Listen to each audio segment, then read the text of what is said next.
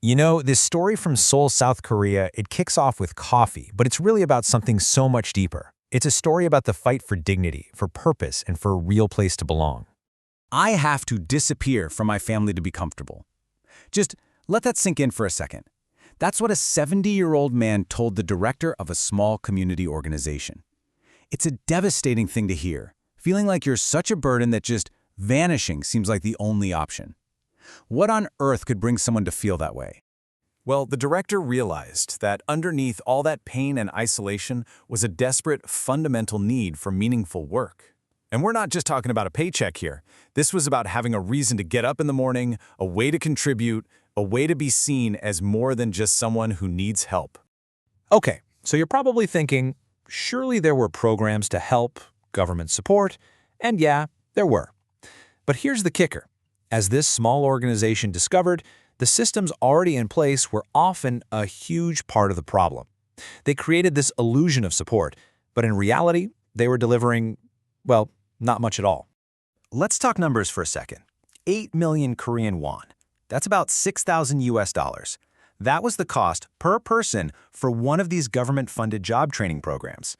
Now, for that kind of money, you'd expect something pretty top-notch, right? Real skills, a real path to a job. But the reality? It was just heartbreaking. One woman signed up, dreaming of becoming a barista. Instead, she was told to clean the training center, day after day. And what did she get at the end of it all? No new skills, no job, just a crumpled, rain-soaked photocopy of a certificate. The program got its funding, and she got left with nothing. And look, this wasn't just a one-time thing. It was a pattern, a systemic failure. You had big companies hiring people with disabilities for one-year contracts just to get government benefits, and then see you later. All the big funding went to these huge bureaucratic welfare centers, while the small, scrappy NGOs on the ground were completely ignored. The whole system was built to look good on paper, not to actually change lives. So, faced with this system of totally broken promises, this small community organization decided enough is enough. They knew they had to do something different. They had to forge their own path, one that was built on what people actually needed, not what looked good in a government report. And their journey didn't just start with coffee. It began way back in 2005 with 20 old computers that a district office was throwing out. They used them to teach basic IT skills. They spent years seeing the community's needs up close. So when they launched this coffee program in 2020, it wasn't some random idea. It was the result of 15 years of really understanding what it takes for people to thrive. So what made their program so different? Well, it really came down to 4 key things. First, they fought tooth and nail to get official certification. Second, they taught the whole package, not just making coffee, but cleaning the machines, managing inventory, the whole shebang. Third, they customized the training for every single person. They even redesigned their whole workspace for a student with dwarfism. And finally, and this is so important, they built a community to keep supporting people long after they graduated. This is absolutely huge. We're not talking about a feel-good participation trophy here. Graduates were walking away with a real, valuable credential that could actually open doors, and they were the first ones in their entire district to make that happen. And this, right here, is where the story shifts from the how to the why. Because when you give people real skills and a real chance, the effect just ripples outwards. It transforms not just one person, but their families and even their whole community. 3. That's how many people from the very first graduating class found a job.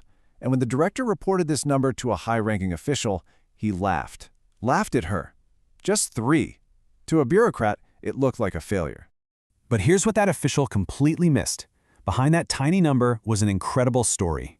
2 of those graduates got hired at a cafe inside a local welfare center. And get this, they were so good, they replaced 2 public service workers, and all 40 staff members at the center said the coffee quality went through the roof.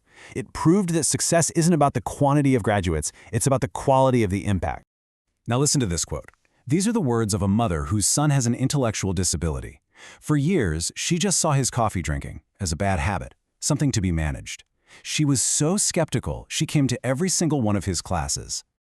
But as she watched him learn, as she saw him talk about different aromas and flavor profiles with so much passion, she saw him in a completely new light. It wasn't just a habit, it was a talent, a genuine passion. The program didn't just teach her son, it taught her. And now, she's actually looking for a place to open a small cafe for him to run. That's the ripple effect in action. But as inspiring as these stories are, we have to be real. The fight is nowhere near over. This small organization is in a constant, grinding, uphill battle against bureaucracy, against prejudice, and against a system that still doesn't get the value of what they're doing. That question from that same official, it just hangs in the air, doesn't it? It just reveals a mindset that's all about metrics that look good in a report and completely misses the profound human change that happened right under his nose.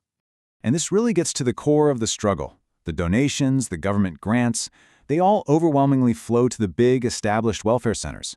Meanwhile, the small, innovative organizations that are actually doing the most impactful work, they're left fighting for scraps. The hurdles they face are just wow. They're daily, and they're personal. Local residents complaining about the banners promoting the program. Can you imagine? The community even fought against putting in a disabled parking spot in front of the center. Every single day is a scramble for basic operating funds, which means there's nothing left to get the word out about their incredible work.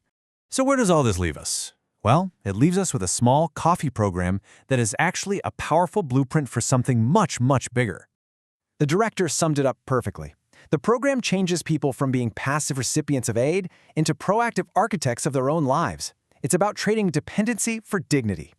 At the end of the day, this isn't just a feel-good story about a single cafe.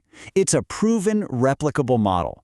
It's an answer to how we can build real inclusion, not with empty promises and photocopied certificates, but with real skills, real support, and a deep belief in every single person's potential to contribute. And that leaves all of us with a final question. This small group in Seoul has shown us one answer, brewed one cup at a time. So what part can the rest of us play in building a world where no one ever feels like they need to disappear just to make things easier for everyone else?